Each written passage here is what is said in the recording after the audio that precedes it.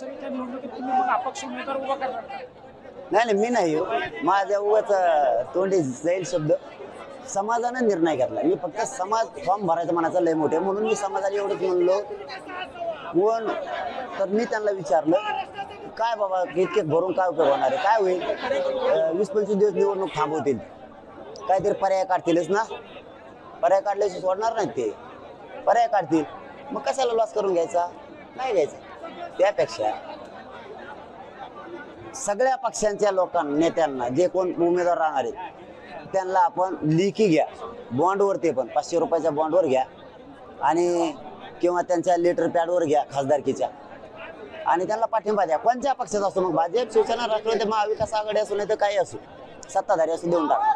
तर ते अमान्य आहे त्यांना. मग काय करायला पाहिजे, मग कोणत्या पक्षाकडून तर उभा नाही राहू शकत आपल्याला, तर ते जमतच नाही, राजकारणच करत नाहीत आपण, मग अपक्षच उभा राहायचं म्हणाले.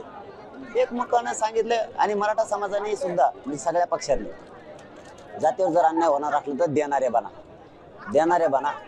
तुम्ही जर आता ज्या बैठक होणार आहेत त्याचा जर विरोध केला की नको खासदारकी किंवा नको आमदारकी लढायच्या मराठ्यांनी, मग तुम्हाला तुमच्या नेत्यासाठी करायचं का आणखीन बी जातीसाठी नाही करायचं का, असा अर्थ होणार आहे. त्यामुळे सगळ्या मराठ्यांनी एकमुखानं लढावं.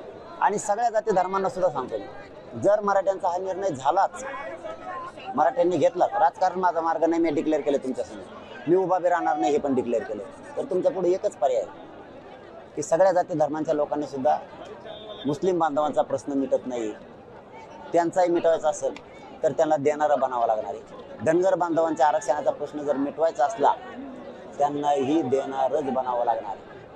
12 बलुतेदारांचा वेगळा प्रवर्ग करायचा असेल तर त्यांनाही देणारं बनावं लागणार. मग जात कोणची असो, दिनदलित असो, दलित बांधव असो, त्यांनाही न्याय मिळणार नसला तर त्यांनीही देणारं बनल्याशिवाय पर्याय. सगळ्या जातीच द्यायची त्याला काय होते असं म्हणायचंच नाही. सगळेच मराठीचे, सगळेच मुस्लिम बांधवाचे, सगळेच बौद्ध बांधवांचे, दलित बांधवाचे, सगळ्याच देऊन टाकायचं आणि ताकदीनं सगळ्यांनीच काम करायचं तुटून.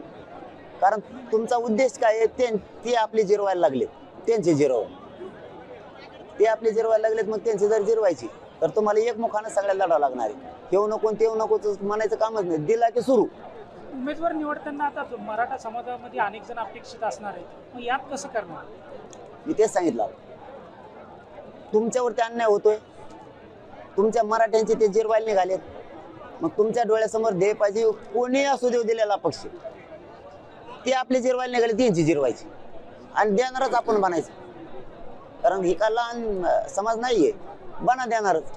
कळू द्या ना शक्ती मराठ्यांची, होऊन जाऊ द्या, कळू द्या मराठ्यांची. प्रकाश आंबेडकरांनी तुम्हाला ऑफर दिल्या जात होती पर्याय म्हणून, प्रकाश आंबेडकर सुद्धा आता तुमच्यासोबत येऊ शकतात ते अपक्ष नाही. त्याबद्दल मला नाही माहिती, मी फक्त पर्याय सांगितला. कारण ते मोठे आहेत, त्यांचं मी कधी पण सल्ला ऐकतो आजच. फक्त त्यांचा एकच सल्ला मानला नाही मी की मी आता डिक्लेअर केलं की मी उभा राहणार नाही, राजकारण करणार नाही, एवढंच फक्त. बाकीचं तर त्यांच्याच मनासारखं झालंय, 12 बलुतेदारांच्या मनासारखं झालंय, प्रकाश आंबेडकर साहेबांच्या मनासारखं झालंय, मुस्लिम बांधवांसारखं झालंय, धनगर बांधवांच्या मतासारखं झालंय, सगळ्यांच्या मतासारखं झालंय. मग हरकत काय, जात डोळ्यासमोर ठेवा. ते जर जातीचे जिरवायला लागले आपल्या तर त्यांचे जिरवून टाकायला मोकळे व्हा. ज्या ठिकाणी एखाद्या मतदारसंघातून जर एखादा पक्षाचा उमेदवार जर तुम्हाला बॉन्ड करून द्यायला तयार असेल तर मी त्याला पाठिंबा देणार का, तिथे उमेदवार उभा करणार? द्या म्हणलं होतं मी, यांना आपण नाही म्हणतात ना, आता नाही म्हणल्यावर तो विषय संपला. तेव्हा आता संपला विषय. मी त्यांना म्हणलो ना, सोपं करा, आपलं काय नाही खासदारकी त्याचा, आपला राज्यात विषय नाही ऐकला समाजाने. आता काय मी का निर्णय घेतला ते मला म्हणायचं, तुम्ही सांगा मार्ग, म्हणून मी ते माझ्यावर हे करायचं. मला आता जर एवढं म्हणतात तर आपण मार्गदर्शन करायला हरकत.